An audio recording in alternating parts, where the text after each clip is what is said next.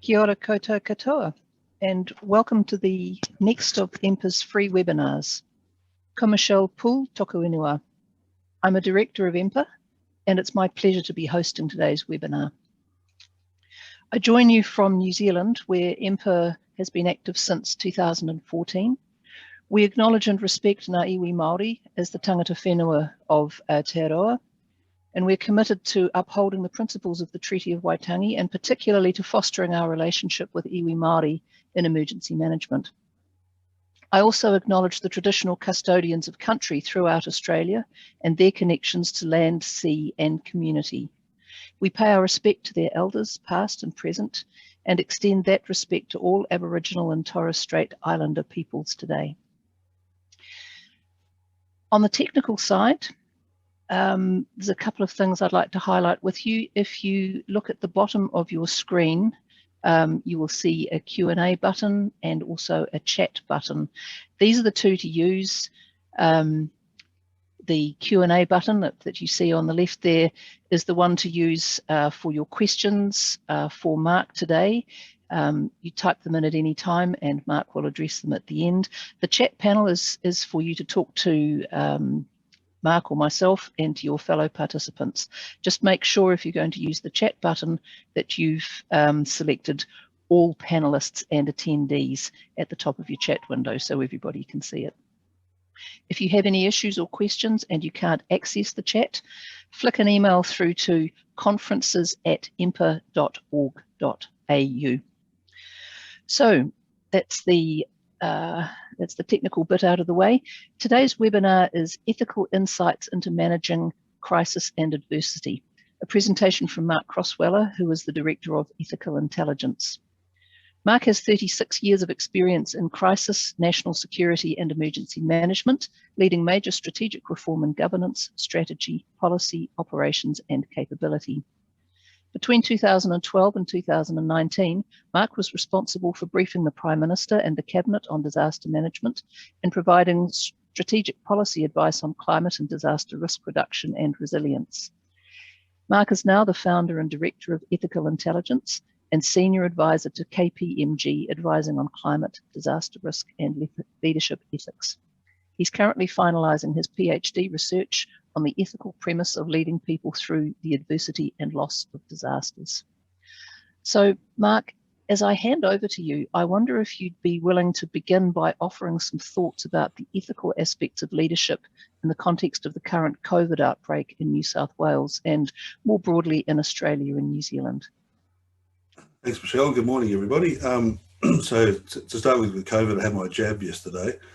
So I probably sound a little fluey, and I apologise if I do, but they're pretty much on the money. So when you get the jab, you get a slight temperature and a little bit of a flu. So if I sound a bit croaky today, my apologies, but certainly a worthwhile experience on behalf of everybody else. Look, I think in Australia, where we're at with COVID is a really interesting intersection. I think New South Wales, what's happening, particularly in Sydney, is very difficult for people, of course, and very stressful, and there's a lot of suffering happening as a result, particularly with the lockdown and people being disconnected from community and family and those that are important to them. I fear that they won't be able to catch it. Actually, the Delta virus is something that rapidly spreads and is almost instantaneous in terms of its capacity to infect other people, and contact tracers can't get ahead of it. So I suspect where we're heading is the reality that we'll have to live with the disease. And in order to do so, in order to open up as a functioning economy, we're going to need to make sure that people are vaccinated. And that, of course, in Australia is a tricky issue. I think the vast majority of Australians are happy with vaccination, but there's clearly an element that are not. And I think that apart from New South Wales, the rest of the states and territories are still maintaining an elimination strategy. If New South Wales can't get hold of this in the next 3 or 4 weeks, then they'll likely have to move to a live with strategy. And that will force the rest of the country to have to think about the same sort of things. So there's some huge ethical issues coming up, Michelle, for the leadership in Australia, particularly the political leadership, but also the senior bureaucratic leadership, and also the leadership or the communicators that have to get these messages out there. How are we going to navigate this complexity between perhaps opposing strategies of managing COVID, which is fast coming to a head, I think. So So today we'll touch a little bit on that. I do want to take people through just a little bit of theory. It'll be light touch. It's just to contextualise what we mean by ethics. Ethics is a huge issue. I mean, in the academic literature, there is some 4.5 million peer-reviewed journal articles on ethics. It's only surpassed, I think, by mathematics, which has about 5 million journal articles. So it's a huge subject area. We could really only scratch the surface of it today, but the point of today is to try and contextualise it into our lives personally, as leaders and communicators, and how we might apply it in the context for which we find ourselves. So I'm going to share the screen. If you bear with me just 1 second. Okay, we should be, can you just give me the nod, Michelle, if you can see that? Here we go. Okay, we should be up and sharing the screen now. All right, so it's the post-conference webinar. So the insights from today were presented at the conference in Sydney back in June, which I'm led to believe the conference itself was very successful, and congratulations to EMPA for running yet again another very successful conference.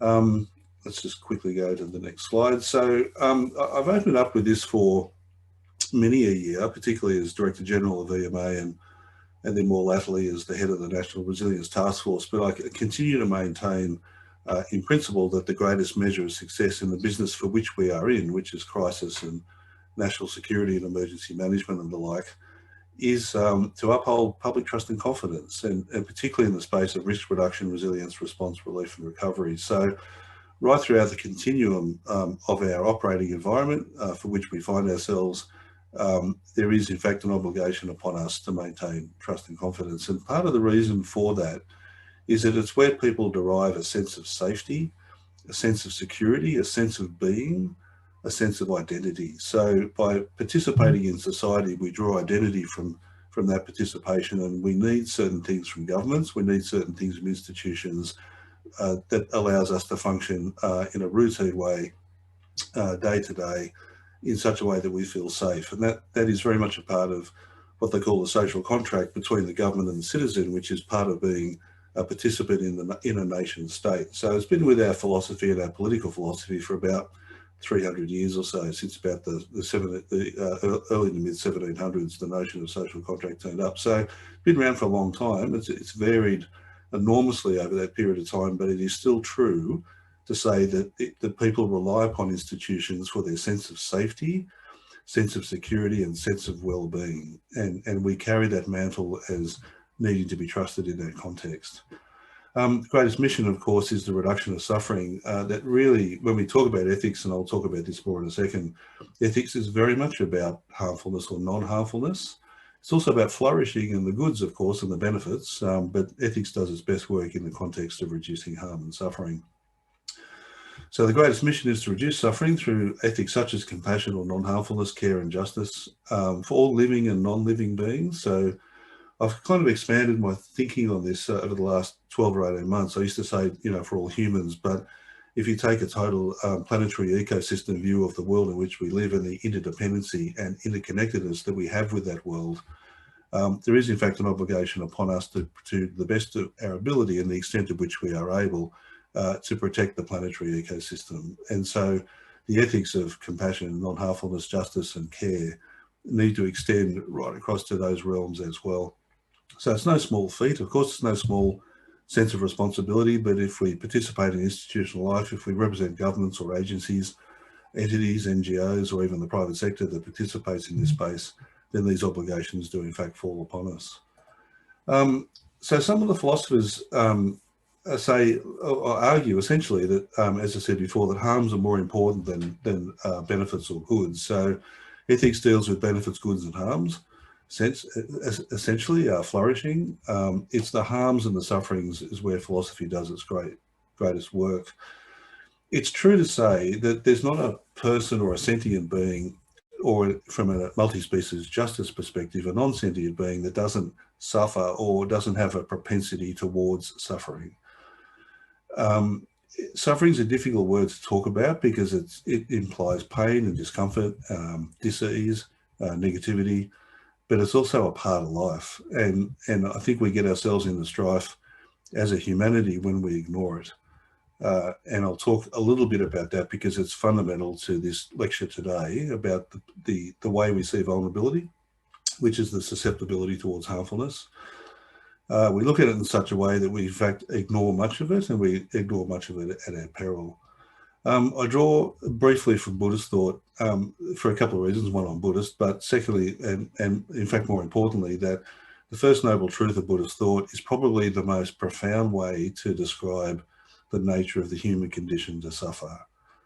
And so I've looked at the philosophies of suffering for the last 3 or 4 years now, my PhD, and I keep coming back to the first noble truth because I think it encapsulates it so eloquently, and that is that all human beings suffer from birth, aging, sickness and dying, having to experience things we do not like or want, the loss and separation for those things that we love and the things that we like and value, not having our hopes and wishes fulfilled, the aggregates of body and mind that give rise to grasping, which is essentially inflated self-interest, self-importance, anger, attachment and ignorance. So sounds like a big definition, and it is, but it's all encompassing, and there's not a suffering that we go through in this life as a human being that doesn't touch upon one of those aspects, and that is true of everybody that lives in this planetary ecosystem. So in other words, what I'm sort of saying is that there is a relatedness of humanity in our capacity to suffer. Nobody escapes the propensity or the experience of suffering at some point in their life. Sociologically, of course, you can see there's just one of many definitions, but it is very much about material deprivation, social injustice and denial of civil liberties. And those things are shaped by physical, psychological, social, economic, political and cultural influences. So, and many of those things, of course, are derived from institutions, derived from governments, the marketplace. Those people and entities that create societies are often the causes of the very suffering that they purport to negate or to prevent or to minimise, and unfortunately sometimes disavow or ignore. So it's just a very, very quick window into saying, look, really what today is about is how do we bring our ethos into the world of harmfulness and suffering, and what can we do about it? What can we reasonably do about it, or sometimes even unreasonably do about it, to alleviate the stress of another sentient or non-sentient being? And that is the essence of emergency management. If we're not doing it for that reason, I've asked this question for many years, if we're not doing it for that reason, then why are we doing it? There are many reasons, of course, why we do things, but if the prime reason is not to assist another human being or another sentient being, if it's not to reduce suffering and make someone's world a better place, then we would have to question what is our primary motivation. And it's not a question for me to unpack right now, but it's certainly something worth thinking about. What we know about vulnerability, it can be defined a number of ways, but principally it's the susceptibility to be harmed. So we all live in a precarious world. We all are susceptible to being harmed physically, mentally, spiritually, emotionally. None of us escape that susceptibility. None of us escape the precariousness of life. It's also the inability to cope or adapt with that harmfulness or that susceptibility to harmfulness. But it's also the basis of relationship.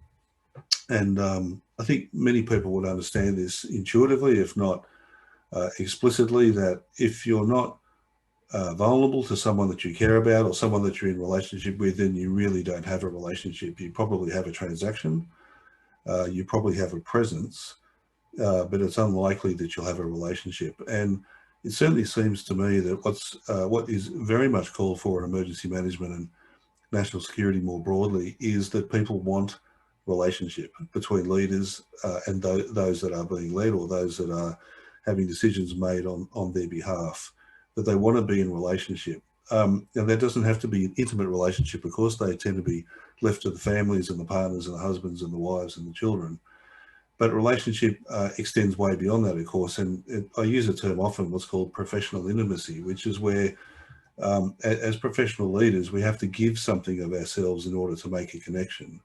It still has boundaries, it still has limits, it still has ethics and morals attached to it, obviously, of course. But this professionalism, this professional intimacy that we need to establish with those that we lead, I think is very, very important. It takes a lot of courage to be vulnerable because the outcome is necessarily uncertain. We don't quite know where it's going to go. So when we expose ourselves to being harmed in some way, shape or form, we're not quite sure what the outcome's going to look like. So courage is a big part of being vulnerable. if we can't see it in ourselves, we won't see it in anybody else. The disavowal or the denial, which I'll talk about briefly in a minute, is what cuts us off from the people that we're meant to be leading and serving or relating to. And if we can't relate to the people that we're leading, if we can't relate to the people that we're trying to communicate with, then we simply cannot serve them as well as we would otherwise be able to. Socially and culturally, we're influenced by the way we see vulnerability. That's a huge subject. We can't really scratch that today, other than to say that much of Western society lives in an invulnerable state, so it disavows or denies vulnerability, and that is deeply problematic. And that disavowal or denial does influence the way that we write public policy. It does absolutely influence the way that we perceive the vulnerability of others and how we position ourselves as governments and institutions with our resources and other equities as to how we deal with the susceptibility of society. So I guess what I'm saying is that we are blind to a lot of the vulnerability in society that we've been asked to protect, or to, in some way, shape or form, to reduce their suffering. So when I interviewed 89 leaders across Australia, New Zealand and the United States, they ranged from former US presidential candidates and state governors down through federal administrators, mayors, chief executives, commissioners, chief officers, heads of recovery, heads of NGOs, a mixed array of leaders, men and women, at stratified throughout their organisations from the highest levels down to the operating levels. A really interesting cadre or cohort of leaders, all of them in their own way impressive, very impressive people. There wasn't a leader that I wasn't impressed by how they saw the world.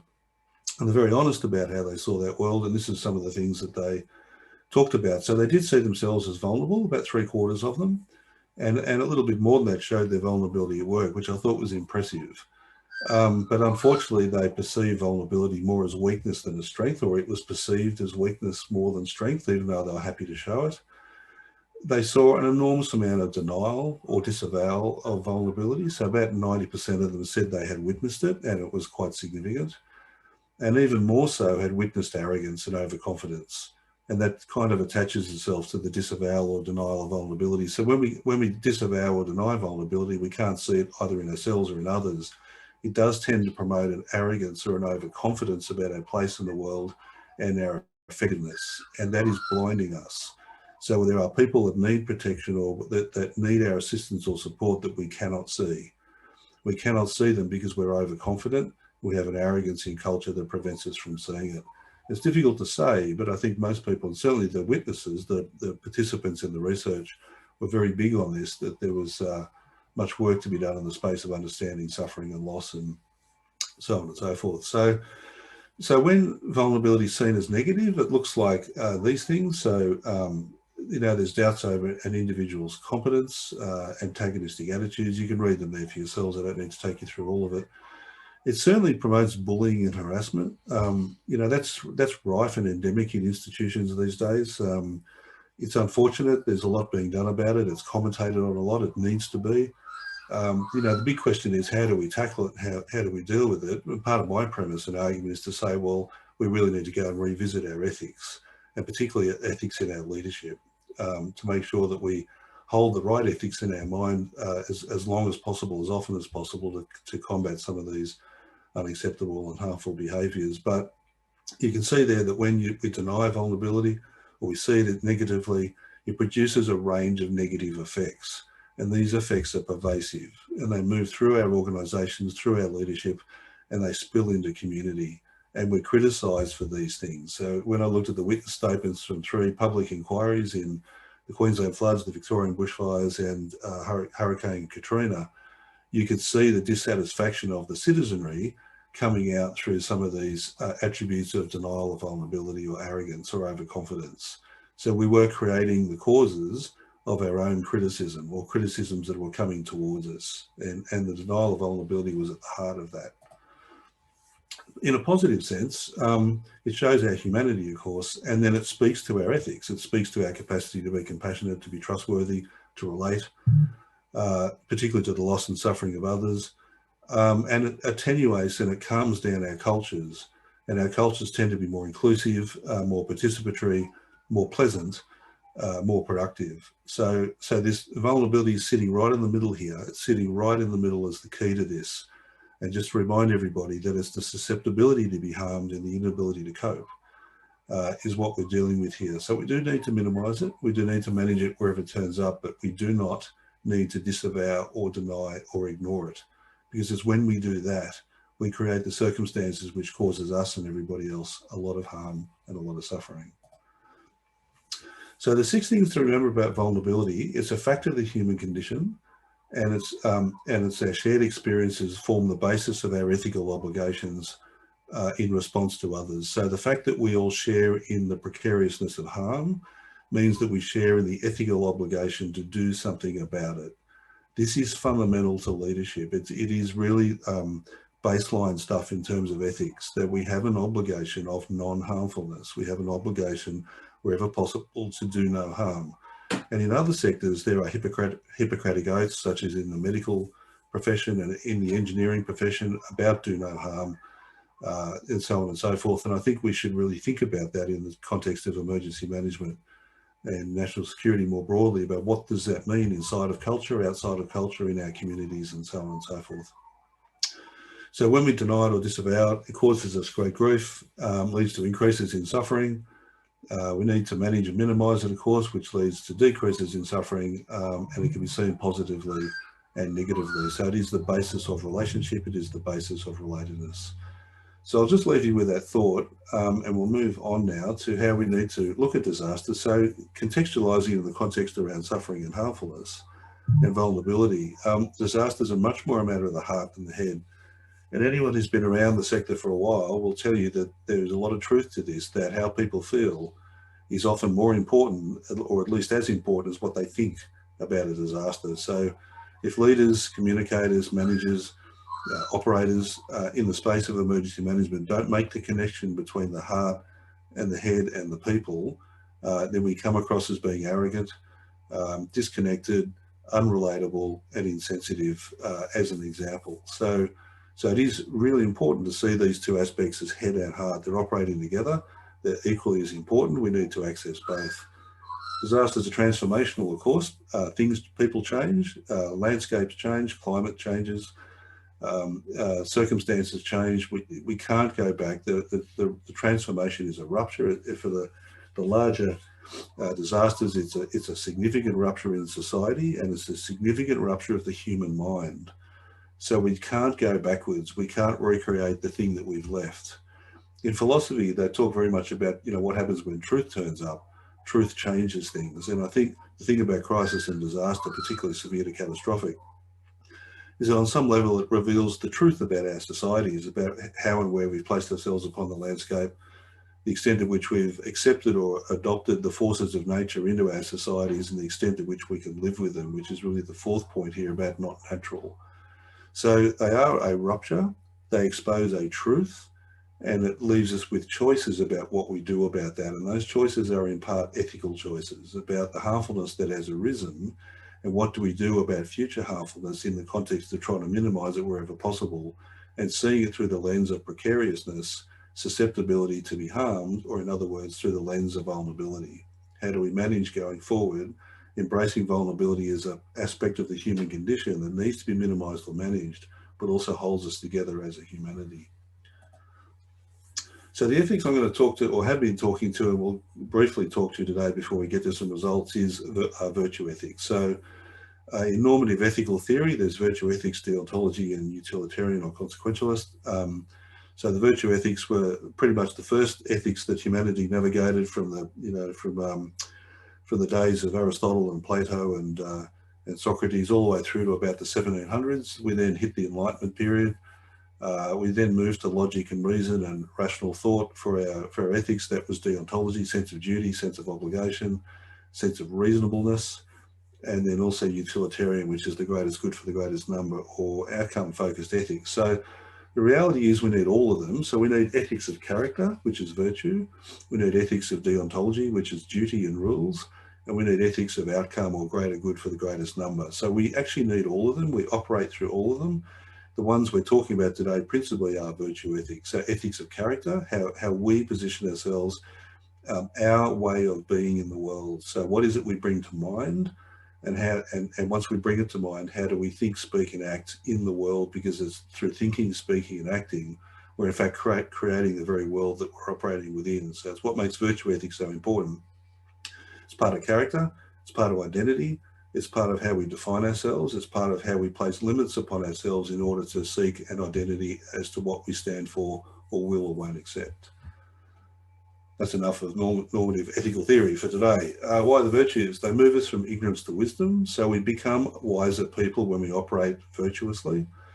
Both Aristotle and the Buddha said similar things about this, that life was an unfolding pathway of wisdom, of what's called practical wisdom or phronesis, that any circumstance, good, neutral or bad, was an opportunity to understand or contextualize what was important, what was virtuous, what led us towards flourishing, what led us towards happiness, or what led us towards suffering.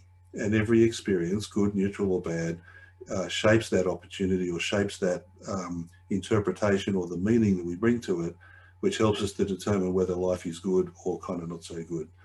So they move us from suffering to happiness. Lived experience, meaning and purpose is really important. If you talk to younger generations, there's a lot missing in the world of meaning and purpose. A lot of people are having existential anxiety about who they are, their sense of identity, their place in the world. The mental health challenges around that are extraordinary. I do think that a return to the lived experience and what that means in an ethical context and what you can draw from it in terms of the virtues would reintroduce the notion of meaning and purpose, particularly to young people, that I think is missing at the moment. And it's because we tend to live in a society that has relegated the virtues to the closet of the private home. So that one of the great downsides of outcome-based ethics, or greatest good for the greatest number, is that it's silent on intentionality. So it doesn't really care about the intention, it only really cares about the outcome. And unfortunately for some people, the intentions, the way they act, the way they speak, the way they behave, the way they think, is not contested or challenged or measured. The only thing that's measured is the outcome. And so to get to the outcome, the damage that we can cause each other along the way can be quite significant. And the harmfulness that rises up in the context of that journey towards outcome can be quite significant. And part of that reason is, I think, is because society has let go of some of its virtue. It's let go of its capacity or its willingness to be a certain way or to talk about being a certain way. And I'll take you through why that is in a minute. So, as I said, virtue also has a profound positive effect on mental health. The more compassionate we are, for example, the kinder we are, the more patient we are, the more courageous we are, the more caring we are, the better we feel, the more robust, the more resilient we are in a mental health context, the more we're able to operate in the world of complexity that we find ourselves increasingly participating within. So here's some of the universal virtues. A couple of things about virtue ethics is that the ethic is good in its own right. So if you take a deontological or a utilitarian view of ethics, you have to put an argument to your proposition. So you have to use reason, logic, sense of duty, obligation, cost-benefit analysis to argue why something is good. With a virtue, it's good in itself. So love is good in itself. Compassion is good in itself. Integrity is good in itself. Truthfulness is good in itself. You see what I'm saying? So you don't have to argue, is truthfulness good? Truthfulness is a good. Compassion is a good. Kindness is a good. So they're good in their own right. So we don't have to have the argument about whether they are or not goods. They're goods. The complexity comes in about how do we use them. And we can have an argument about how we use them, but the argument is more about our sense of competence and confidence about how to use them, not whether they should be used or not. I'm very big on this, that the virtues are themselves perfections. There's nothing wrong with them. The only thing that's wrong with them is that we don't understand them enough. Their complexity, their sophistication, their demands, about how to use them, where to use them, and why we should use them. And that's, I think, where we can become more skillful. But to question love, or to question compassion, or to question honesty or kindness is in my world at least a bit futile. It simply doesn't make sense. What does make sense is how do we use them better? How do we bring them into culture and leadership in everyday life to let them do their best work? And I think that's something that's very much missing in society at the moment. So when we navigate through virtue, there's 4 things we need to remember. We're all fallible, of course. So we strive to be fundamentally good, but we suffer from delusions. So we suffer from the delusions of self-importance, anger, attachment, ignorance, those sort of things. So there's a number of delusions that we have to navigate through every day. It's not enough time today to talk about those in any great length, but suffice to say that certainly the premise that I take in philosophy is that people are fundamentally good but deluded. I don't take the view that people are fundamentally bad. I take the view that they're fundamentally good but deluded and do destructive things and move in directions that are grossly unhelpful because of ignorance. So we have this infinite will or desire to move in a certain direction, but we are constrained by a finite understanding or ignorance about the world and the way it is, the way it operates, and ignorance about the factors and the things that cause those circumstances that are around us at that point in time. We're hypocrites, of course. Big word, really ugly word, really hard to talk about, hard to say, but it's true. We judge ourselves on our thoughts. We judge others on their actions. I'll show you some data that kind of proves that in a minute. It's just about accepting that we can be hypocritical. It's not to morally judge or to curse or to condemn, because everybody does it. There's not a person who doesn't do it. It's part of the human condition to be a bit hypocritical about our virtuous nature or our status in the world. But it's good to know that. It's really good to know that, particularly when we use judgment. Reciprocity. You would have heard about the golden rule: do unto others as you would have them do unto you. It's a very Abrahamic religious statement. So Christianity, Judaism, Islam, or no harm to self rather through any action of body, speech, or mind, which is very Buddhist or Eastern. So that premise sits in every culture in the world and sits in pretty much every religion and every sense of spirituality. So it is innate. It's very much a part of who we are or who we need to be. And of course, we talked about before about relatedness, that we all share in the propensity or capacity to suffer. So with virtue, 6 things I'd say about virtue. When you're acting virtuously, which we need to, so you need to think virtuously, speak virtuously, and act virtuously as often as possible through mindfulness practice, through being very conscious of who you are in the world and your effect on the world. So to speak through virtue is very important, but leave the cudgel of moral superiority on the ground. Don't beat people up because you perceive them to be less virtuous, really unhelpful. It's quite offensive, actually. Moral righteousness is something which is often, I think, justifiably criticised. So moral superiority, big caution.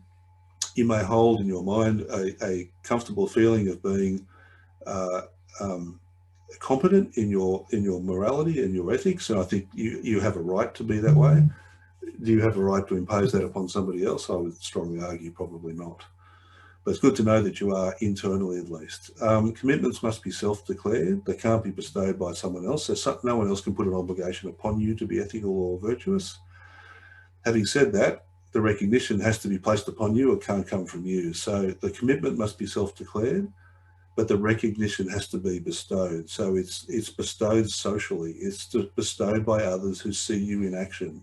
So if you commit to being a compassionate human being, the validation is somebody says to you, Michael or George or Michelle or whatever, you're a compassionate human being. That's the validation. That's the thing that will tell you that you're on the right path. You can hold in your mind that you're being compassionate, and you can be comfortable and happy about that, and you're entitled to that. But to proclaim it to the world is arrogant.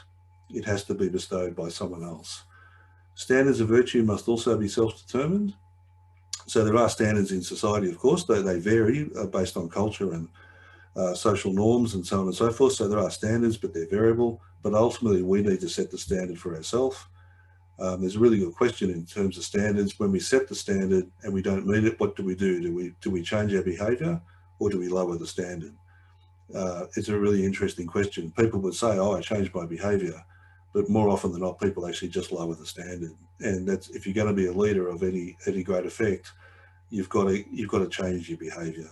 You've got to maintain your standard, whatever standard you set for yourself, and then practice meeting it. Commit to meeting that standard. It's okay to expect a leader to be virtuous, but we can't place that obligation upon a leader in the absence of our own virtue. So if we need virtue in the world, we want to see virtue in the world, we have to commit to that virtue. We can't just put it upon a leader to say, you need to be more virtuous. It doesn't work like that. You have every right to expect a leader to be that way, of course, but not in the absence of you being that way yourself. So we won't go through stories today, we won't have time, but there's some really powerful stories that come out of my research about people acting through virtue that did extraordinarily powerful things and good things in institutions for many, many people. And maybe in a future webinar series, we might talk about some of those stories more fully. So here's the survey results.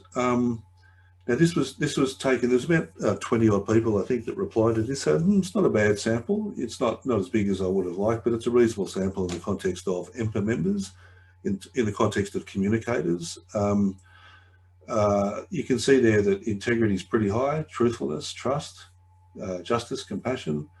They're all the blue bars. The blue bars are how people saw these things important personally. Orange is culturally, and then grey is in the leadership context. And a couple of things I want to point out, so it goes to this notion of, subtlety of hypocrisy, is that almost without exception, I'll come to wisdom in a minute, but almost without exception, when you ask an individual how important virtues are, they'll always rate it higher than their culture or their leadership that's over the top of them. So it's kind of like we overstate. Now, I actually don't think that's a bad thing. It's certainly true in the literature. The statistically significant difference between the two results is well understood in the literature. So we do overstate our ability to be virtuous, or we overstate how often we think we're being virtuous.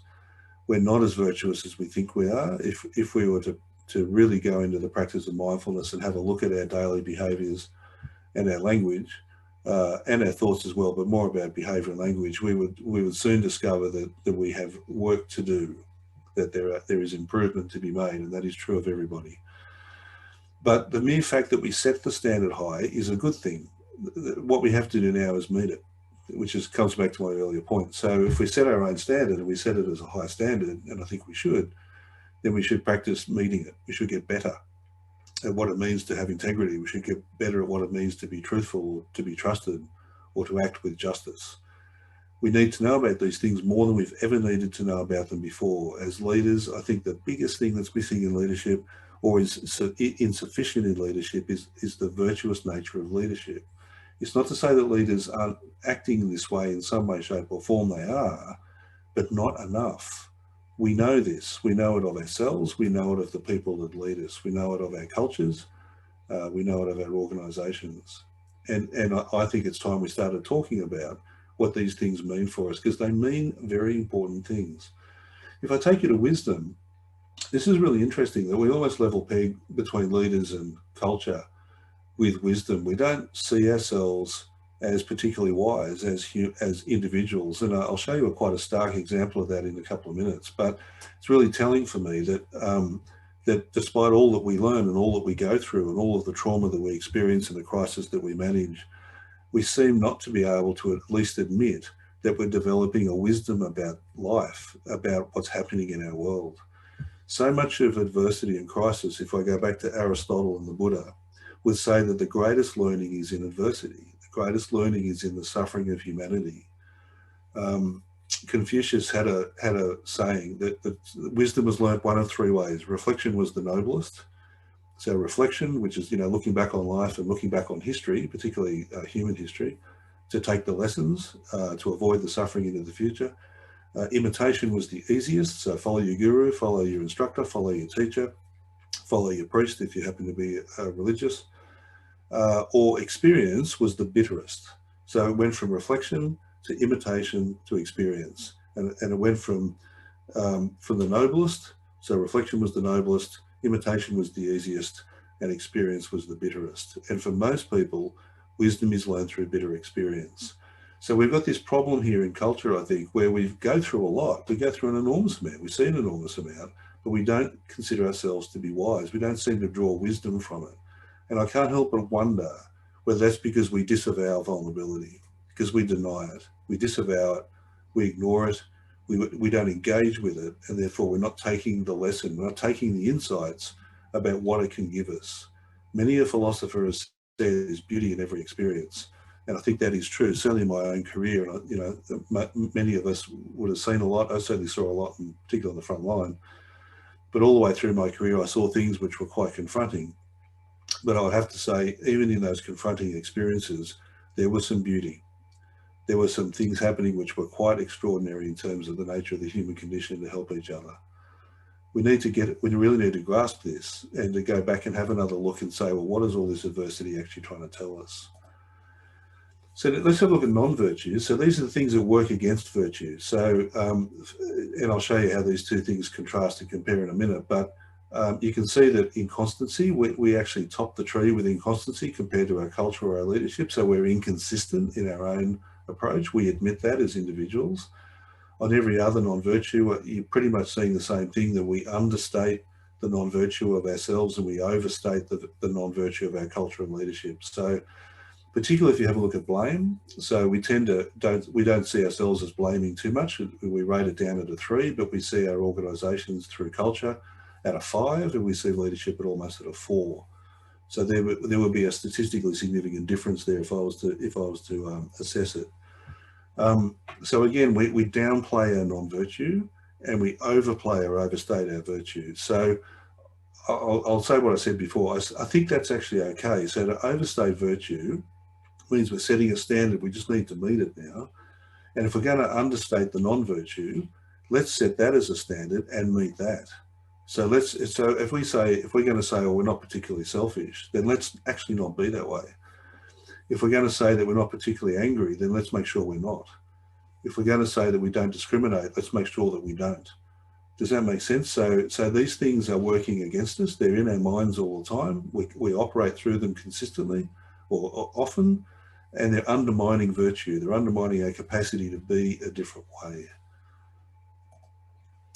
So when I put all the results together, and particularly when I looked at the top 5 for individuals, the top 5 for personal, and the top 5 for cultural, this is what the thematic looks like. So it doesn't matter how I cut it, either prioritized at the top 5 or unprioritized. So it could just be a simple ranking from 1 to 10 without discrimination, or it could be the top 5 naming, you know, the most important ethic down to the 5th most important ethic. It doesn't matter how I cut it.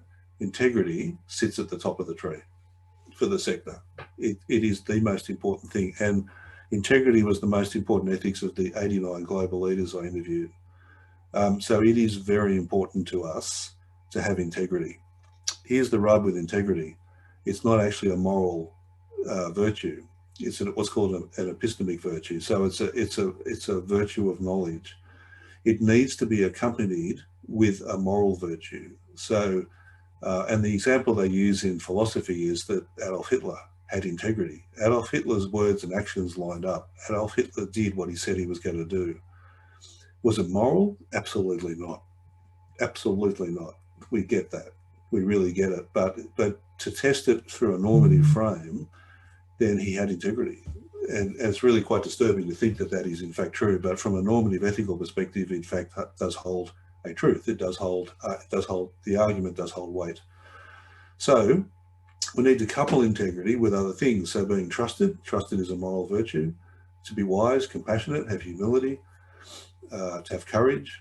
They are also moral virtues. So you can see when you bring these things together, they're actually quite powerful. So integrity is number 1, trust is number 2. Compassion comes in at number 3, essentially. Truthfulness and courage, consideration at number 4, and then truthfulness and courage at number 5. So that's pretty consistent with my own research results. So for the global leaders, it was trust, truthfulness, integrity, humility, and compassion. And you can pretty much see those words in that thematic there. So I'm reasonably comfortable that these are the 5 most important virtues to the sector. You can have a look down the bottom there and you can see the means. So to what extent do people practice these in their personal life? The average is 8, pretty good. Some people said 10 all the time. That's not true, by the way, can't be true, but it's good to see that people think they do. But the means are really high. The non-virtues are pretty low.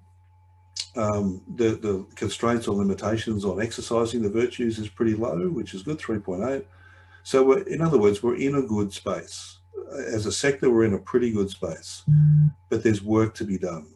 There's more to be done to lift our competence, our confidence, and to actually meet the standards for which we're setting for ourselves at the top level, so to be more virtuous, and to get rid of the things that are causing us grief, which is at the bottom level. So we've got work to do at both ends, but overall we're positioned pretty well. So when I compare I'll finish off on this because time's running short. We'll have about 10-15 minutes for questions. You can see the top 5 personal virtues or non-virtues and how they contest each other. So at the personal level, nobody laid claim to dishonesty. I think that's fine. I think, people value their integrity. I think most people think they're honest. I think most people fundamentally are honest. Are they honest all of the time? Probably not, because we're fallible and we're a little bit hypocritical. So there'd be room for movement there. But I think fundamentally, it's reasonable to say that most people have integrity. There's a little bit of mistrust working against us. There's a little bit of selfishness working against consideration of others. Come down to wisdom and have a look where wisdom sits. So almost nobody thought they were wise, but many people thought they were ignorant. That's quite striking. That again to me says that we're not taking the lessons from what it means to be vulnerable and fallible and susceptible, and what do we draw from that as a humanity that teaches us a wisdom about life that moves us forward to get better as a person. So we're still sitting by admission in a space of great ignorance. And I think what's driving that ignorance is the disavowal of vulnerability. I think we just don't want to go there. We don't want to learn. We don't want to practice. We don't want to teach. We just want to ignore. And I think that's very much working against us. If I go to culture, you can see that for yourself, it changes a little bit of dishonesty, of course, ignorance and wisdom. We tend to see the collective as being wiser. We tend to see the collective as being less ignorant. That's a reasonable proposition. Most people would say that, a collective would have more wisdom than an individual. I think that's a reasonable proposition, but I still go back to, why is it the individual can't see within themselves a wisdom about their life at the individual level? You'll see also that here forgiveness just doesn't rate. And in fact, if I go all the way back, I won't because we're out of time, but if I go back to the raw data, forgiveness was the lowest. We're a sector that's not particularly good at forgiving. It certainly comes out here in terms of culture. Blame is much more prominent than forgiveness. And then if I go to leadership virtues, you can see yet again that there's a lot of inconsistency in leadership, and there's a lot of arrogance in leadership, which is what I talked about before. And there's a lot of impatience as well. Little bit of mistrust, or 50% really. So that's, it's nothing to be sneezed at. So there's some things happening in the leadership, at least as we perceive it, which is not helpful, which does need to be addressed. So, and the way we do these surveys is we never target a specific group or cohort or person, because that's not what this is about. This is about a collective view. It's a social cultural view. It's about trying to get a snapshot of where we're at within the world in which we operate, within the context of the organisation or the sector in which we operate. So we don't drill down into individuals or small groups, because I just don't think it's worthwhile. I don't think it's fair. So in closing, before we take questions, I just really want to say this, that, life is not a problem to be solved. It's a reality to be experienced, to quote Kierkegaard. And that is that every experience has value. Every experience has a beauty to it. Every experience helps us with a sense of wisdom and relatedness. It shows us our humanity, the precarious nature of life, and how it is that we connect relationally through notions of suffering or vulnerability. So it gives us a chance, in other words, to be more compassionate towards ourselves, towards others, to act in the best interest of self and others with courage, to acknowledge others when they do that for us or do it for others. So acknowledgement is really important. And most importantly, is not to be too hard on ourselves, that this is a life practice. The standards that we set are good standards, and it will take a lifetime to get close to meeting them. And we should accept that. And some days we will do well, and some days we will do not so well. It doesn't matter. Keep going. Get back on the horse and keep going. And my message today is, if we can embrace these ethics back into culture, back into leadership, and back into the sector, with wisdom, with confidence, with competence, then I think we'll do even better than we're doing now. And I will release my last paper on my PhD research in about 3 months, and those insights about this particular topic are fascinating, about what's anchoring us back, what's holding us back and undermining our leadership and our capacity to serve others. So Michelle, I'm going to pull up there, and I'm happy to stop sharing and take any questions if anyone has any. Thank you, Mark. We do have the first question, and just a word to everybody out there, and I can see there are about 50 people with us at the moment. Please, everybody, send through your questions. The first one, Mark, is from Barb Ryan, and she says, can you recommend some not too dense reading on this topic that provides strategies on dealing with unethical behaviour around us? That's a big question. I'd probably have to take that on notice, I think. I've been immersed in this space now for, well, a lot longer than 4 years, actually. I've been immersed in this space for the last 15 years. There is many a good writing. Not because I am Buddhist, but because I find Buddhist thought the easiest to access in the context of philosophy. So they say that Buddhist thought is medicine for the mind. So if you just read something about Buddhist thought, it could be just a quote from the Dalai Lama or whatever, somebody writes a book about Buddhist thought. If you're open-minded enough, just read it. It'll make you feel better. It'll start to give you an insight into virtue ethics. But there are some reasonable writers on Aristotelian ethics.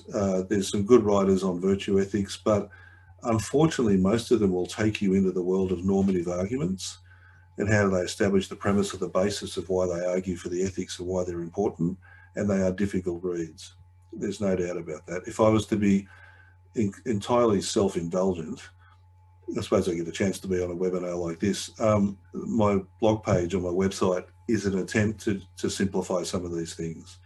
So there's a web page called The Allegorical Life, and I just take life circumstances and things that are happening in society and look at them through the lens of virtue and just make commentary about them. So, but what I might do, Barbara, is just take that question on notice, and I'll go back through my library. I've got some easy reads, and I might put it out and publish it on. You can publish it on the website for people who might be interested in the answer to the question. So, thank you, Mark. So I'm waiting for another question to come through, and in the meantime, I have one that I will ask for anybody in a leadership position now or about to ascend to leadership.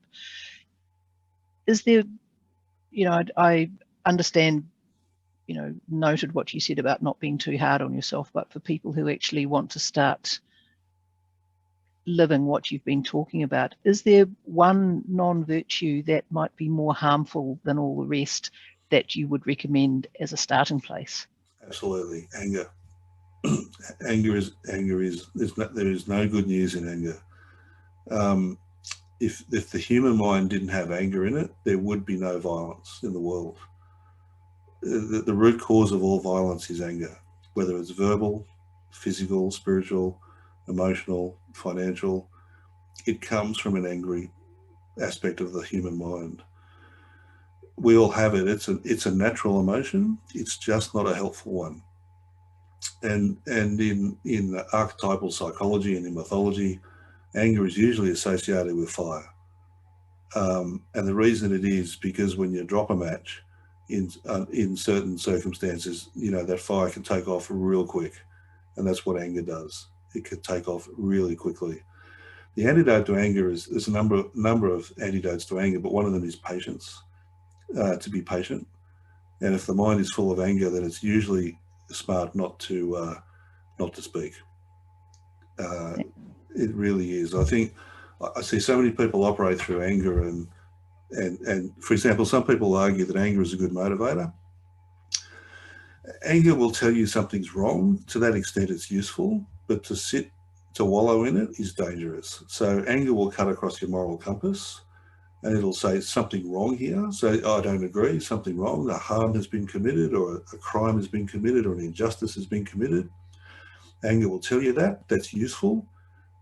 But if you sit in that anger and you don't do anything with it, then the anger will destroy you. So what we need to do is, if the anger turns up and says that is wrong, and it probably is, then the next question is, well, what are you going to do about it? And you need to move off anger to action. And that's where most people struggle. They actually don't know what to do. They don't know how to move off. So they're angry. They know they're angry. They're upset. They don't know what the next step looks like. Part of the reason, Michelle, we don't know what the next step looks like is that we don't accept anger as a problem. And so we think it's okay to be angry. It's actually not okay to be angry because it hurts us. We are harming ourselves if we sit in anger.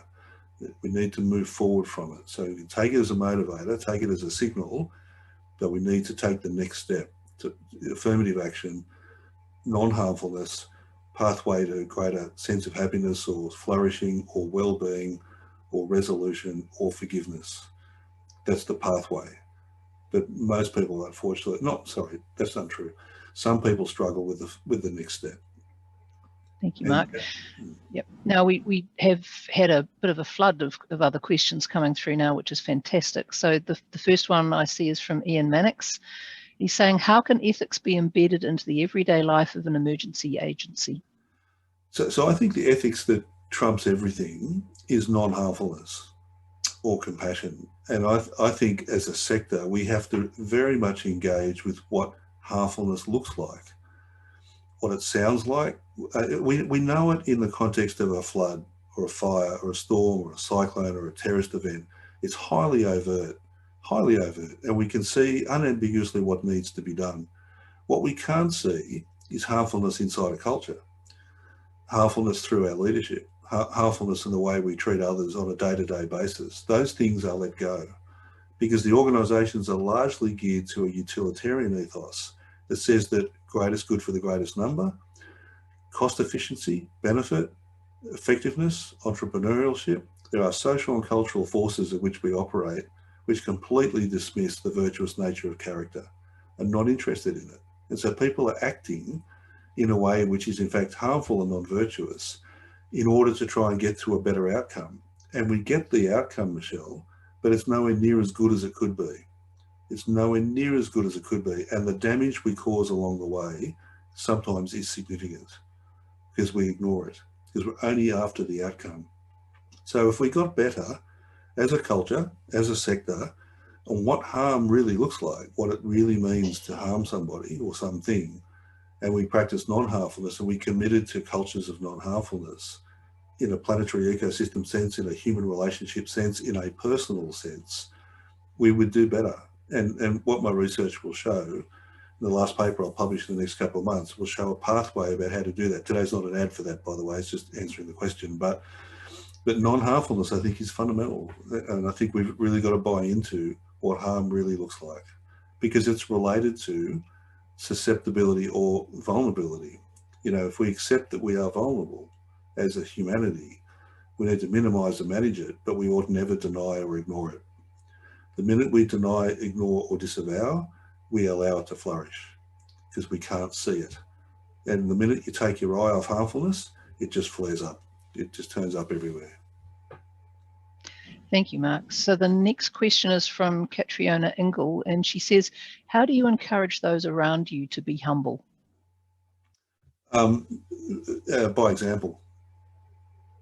By example. The great thing about virtue ethics is it's all by example. The danger with virtue ethics is we point the finger, which is virtue signaling, and we want someone to be more humble. It's not an unreasonable expectation, Michelle, to expect that in other people. I'm not saying that the expectation is unreasonable. I'm saying that ultimately the only way to really enact humility is to be that way. When we act through humility, we tend to refine our judgments. We tend to be able to see the cause of suffering of somebody else, and we tend to know better what to do about that. So if we exercise a mind of humility and non-harmfulness, we may well be able to see the cause of why that person is so arrogant or why that person is so difficult. And if we can see the cause, there may be something we can do about that. But if we just say, I want them to be more humble, and we don't understand why they're being the way they are, then we're placing an expectation upon them which is probably unreasonable. So it's okay to have that expectation, but the big question in philosophy is not so much about what, it's why. Why is that thing happening? And that must necessarily invite us into understanding the suffering of that person. Why is the person that way? They're that way for a reason. There is a cause. You may not be able to see it straight away, but it's there. And if we can connect with that, then it might help us to understand why they are the way they are. It might give us a pathway to actually helping them solve it. May not, of course, but exemplification, really important. Be the thing you want to be. Thank you, Mark. Sorry, so I'm getting a message from High Profile Events, who are in the background for everybody running this, that it's time we wrapped up. There is one last question that's come through quite recently that goes to the heart of the emergency communicators craft. So I'll ask this one, and then it's suggested that perhaps we ask you to take some questions from people via email or another way. But the last question that I want to put to you is on behalf of Chantel Rule Murphy, and she says, how do we as communicators help leaders in our organizations become comfortable with communicating our vulnerability during a disaster? Yeah, I think because it shows great strength and relatedness. And I think one of the greatest fears of a leader is being exposed for how they truly feel. I think if we can lift our EQ, our emotional quotient, if we can lift our understanding of these ethics and what they really mean as a humanity, as a being in the world, as to be human, and build our confidence and competence about those things, we will talk more about them. The disasters are so much, I think, more a matter of the heart than the head. Any leader that just tackles the statistics and the head stuff loses people along the way. We've seen leaders who've done that, and we've seen other leaders who get the head and the heart stuff, who do shed a tear unexpectedly on national television and regather themselves and keep going. And the minute they do that, they secure the trust of the entire populace. Anna Bligh did it. Many leaders have done it. Anna Bligh, particularly in the floods, you know, she shed a tear on behalf of the populace without realising it was going to turn up. And I asked her about this, and she said, Mark, I just didn't see it coming. She said, but I'll tell you what, that everybody got behind me the minute it happened. And that's really what you want. It can't be fake. It cannot be fake. It cannot be acted out. It's got to be real. It has to have integrity to it. But when it turns up, let it turn up. Be human. It's okay to be human. It's okay to feel what other people are feeling. The trick is, what do you then do about it? How do you move from the inside and the feeling and the connection to action? And that's, if we help leaders understand that and give them the skills to do that and be that way, I think that's the path we need to take. Thank you, Mark. Look, unfortunately, we are going to have to wrap it there. So just a note to everyone who's watching, the recording of the webinar will be available along with Mark's slides in the next few days. We had a question as to the name of Mark's blog. It's The Allegorical Life, but I think we'll put a link to that also on the notes, Mark. Yep. So look, thank you for everybody for being with us today. Thank you particularly to Mark. As always, I think we could have listened to you for another hour. And maybe we need to schedule the next one for a bit longer. Appreciate that. The next webinar will be on the 25th of August, and we're going to hear from Cheryl Cito from Facebook Australia and Kylie Holmes, who's the Global Policy Head of Crisis and Disaster Response at Facebook. And they're going to speak on Facebook's suite of disaster and crisis response tools.